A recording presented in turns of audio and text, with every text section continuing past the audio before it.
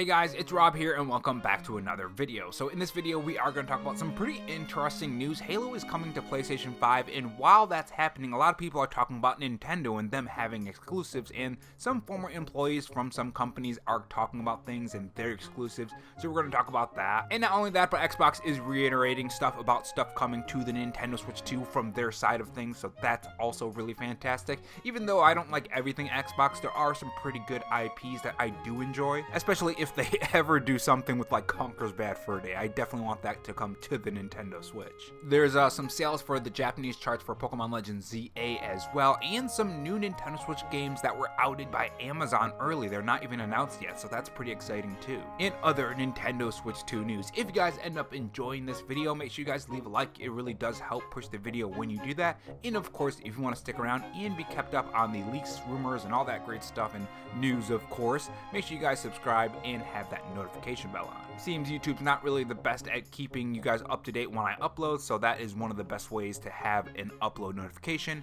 in your feed. With that being said, let's start with the games that were leaked out by Amazon. So Nintendo Everything has an article that says this: The Binding of Isaac Repentance Plus Order Up outed for Nintendo Switch 2. Amazon has outed news early that The Binding of Isaac Repentance Plus and Order Up are coming to Nintendo Switch 2. These appear to be the first games for the system coming from Nikilis. Neither title has been officially announced yet, but that should be changing soon. Nintendo fans should be pretty familiar with both The Binding of Isaac Repentance Plus and Order Up. The Binding of Isaac was previously appeared on the Switch, 3DS, and Wii U, though Repentance Plus is the most up-to-date version that came out last year. Meanwhile, Order Up's origins date back to the Wii. It's a cooking game simulation styled mini-game compilation. With that being said, the next topic is a very quick one. If you guys didn't hear about this yet, it seems that there is a Star Wars Outlaws demo out right now. If you missed that on the 23rd, this is one of the games that I never got to pick up because, of course, there's always so many games releasing nowadays that you gotta kind of pick and choose which ones you're playing, and not only playing but buying as well because things are more expensive. So I might actually try this out. This is what Nintendo Life has to say. Update: Thursday, 23rd October 2025, 8 p.m. Following last month's Switch 2 release, a free demo for Star Wars Outlaws is now available on the same platform. You'll get access to the part of the game for up to 3 hours, giving you a taste of the high-risk, high-reward life of a scoundrel. So yeah, keep in mind that it's only 3 hours. It's not the complete game for like a couple days like some other demos are. I think one of the problems with that kind of thing is that a lot of times, sometimes games can get very interesting after a certain amount of time you've played the game, but I haven't played it yet, so I'll give it a chance. Let me know, for those who have played it, in the comment section below if it is even a good game. I heard a lot of mixed things when it launched on the other platforms and on the Switch, so I'm very curious. And moving on to the next topic, we do have another game. So apparently Time Extension has an article with the title of the long-awaited sequel to Taito's 1989 arcade classic Night Striker soars onto Nintendo Switch and Steam. So this is what they had to say. First announced in November 2024, Night Striker Gear, much like the original game, sees players take control of a flying, transforming car called the Intergrey, and features a similar perspective to classic Sega Super Scalar arcade titles such as Space Harrier and Outrun. This is one of the plus sides of just covering Nintendo Switch 2 news, is a lot of times you'll come across games that you don't even know about and know even existed, and then you'll see the game and you're like, you know what, that game actually looks really cool. I kind of want to try this out. But yeah, if you were interested in those games, that is also on the Nintendo Switch 2 right now. It was just released. So let's move on to the Pokemon Legends ZA sales in Japan. So Nintendo Life has an article with the title of this: Japanese charts, surprise, surprise, Pokemon Legends ZA leaves the competition in the dust. Switch 1 version outsells Switch 2, which really isn't too much of a surprise. Pokemon Legends ZA is on the Nintendo Switch 1 and 2, and there is way more Nintendo Switch 1s than there are Nintendo Switch 2s right now, so it makes a lot of sense. And speaking of Pokemon Legends ZA, I haven't played too much of it. I only played like an hour of it. I'm gonna get more today after probably I finish this video. Not 100% sure because I'm trying to practice animation and drawing to get my skills up, and I'm still working on that channel makeover, which includes animation and drawing too. But one thing that I was thinking of when people are arguing about the graphics of Pokemon Legends ZA is that I kind of realized like most people are on the Nintendo Switch 1, so they're getting a vastly different experience to people who are on the Nintendo Switch 2, right? So I wonder if that's where a lot of the frustration and stuff is coming from. I mean, on the Nintendo Switch 2, at least in the first like hour when you first step into that city, those buildings look pretty ugly. It's not even just the buildings either, it's the feeling of walking through those streets. Now again, I haven't gotten to later in the game, so take that with a grain of salt, but just on a first hour playthrough, it feels a bit like claustrophobic, and you don't feel the scale of being in a city, and that's literally the first thing I've noticed. I'll get more into it later on, but I definitely do feel the scale is really, really off. There's like something off of just the way they did the layout of the city, at least on the first hour playthrough. Maybe that'll change later on. Anyways, back to the news article.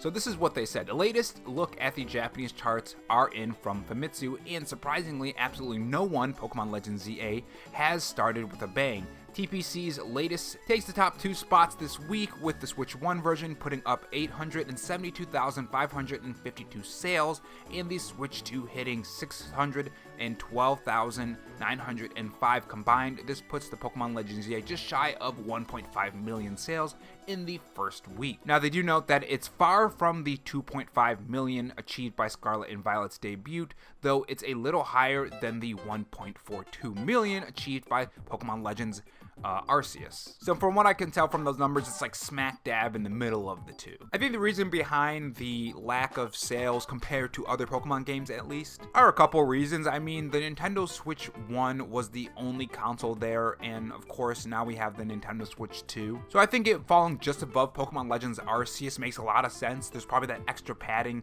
from the Nintendo Switch 2. Even when you compare it to like the first full 3D game, well, not first full 3D games, I guess you had that also on the 3DS, but you guys know what I mean. The first Switch 1 big Pokemon game, Pokemon Sword and Shield, that did, let's see, 1.3 million in the first 3 days. And this was in Japan, by the way, not worldwide. Now, one might look at the numbers, especially when you compare Switch 1 to Switch 2, and say, well, 872,000 is a lot less than the other one, but you gotta remember, people are probably buying it on the Nintendo Switch 2, and that's probably where they're gonna buy it, so that's gonna affect the sales of the Switch 1 as well. Whereas things like Arceus, Scarlet and Violet, Sword and Shield, only the Switch 1 was released, so obviously those numbers are going to be higher. So the best thing to do is actually combine both of them, and that will actually give you the right number to use if you're talking about sales. But yeah, a pretty strong start for Pokemon. It's going to be interesting to see how well it does in the coming months, especially when Christmas comes around, because you know those numbers are going to skyrocket. And moving on to the next topic, it seems that we do have some pretty interesting things happening in the gaming industry right now. Halo on the PlayStation 5,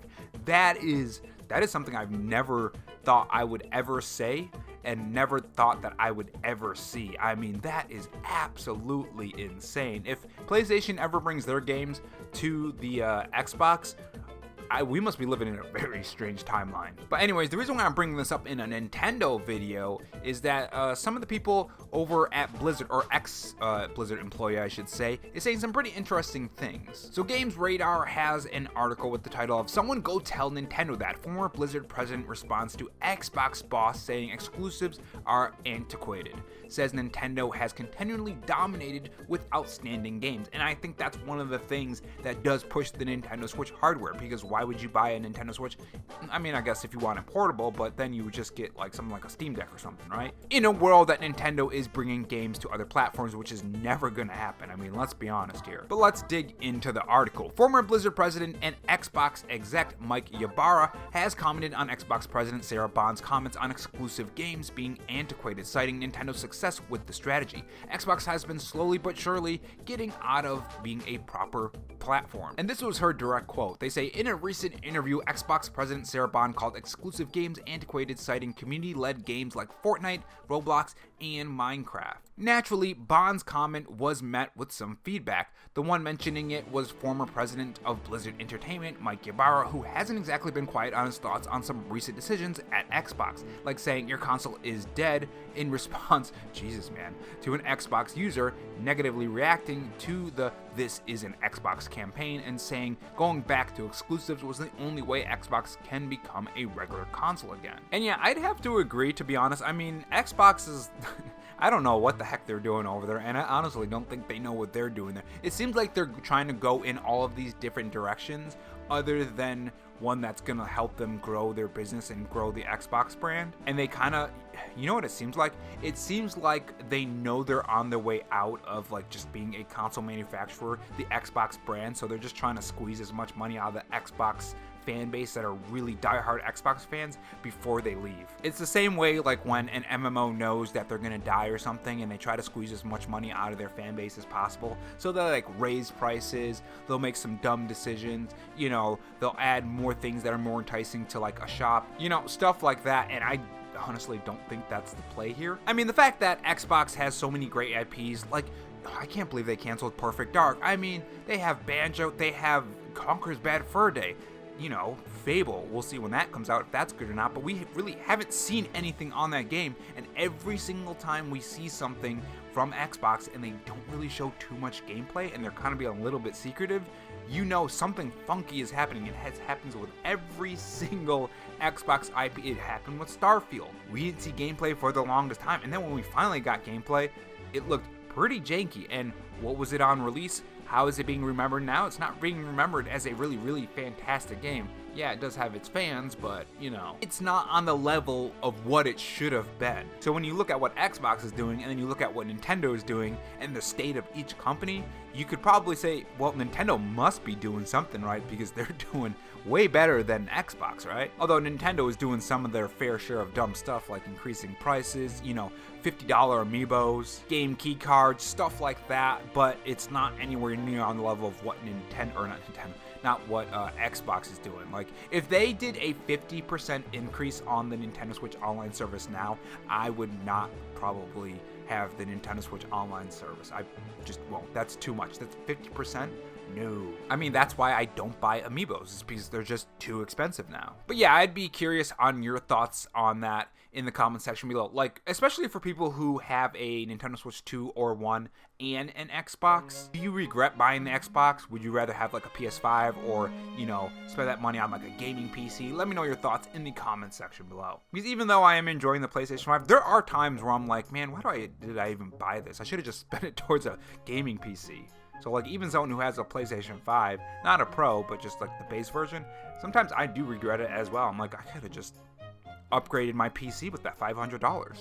Although graphic cards are more than $500, so, you know, there's that too. And moving on to the last topic, Xbox reiterates its support for the Nintendo Switch 2. So this was the direct quote, according to Nintendo Life. So this was in an interview with Famitsu, and this is what they said, and it is a rough translation, by the way. We are making efforts to lower the barrier to entry for people who play our games through services like Xbox Play Anywhere and Xbox Game Pass. However, if there are people who want to play our games on the PlayStation 5 or Nintendo Switch 2, we would love for them to play our games on those platforms. In that regard, we have received excellent support from both Sony Interactive Entertainment and Nintendo. And yeah, here's the thing. One thing that I really hope they start doing is realizing how many great IPs they actually have and actually use them, you know? Or at the very least, let other companies use your IP. If you're not going to do anything with them, like sell them off or let another company do something with them, you know? Like, I mean, the fact that they haven't done anything with Conker's Bad Fur Day or Banjo-Kazooie, the fact that they canceled the Perfect Dark game, I mean, I wouldn't be surprised if they canceled the Fable game too. We haven't really heard much on that, so where's that? Where's that game, you know? They need to start showing these games. If they're going to be going third party, then you need to show games. Like, people aren't going to buy your console if you don't have exclusive games.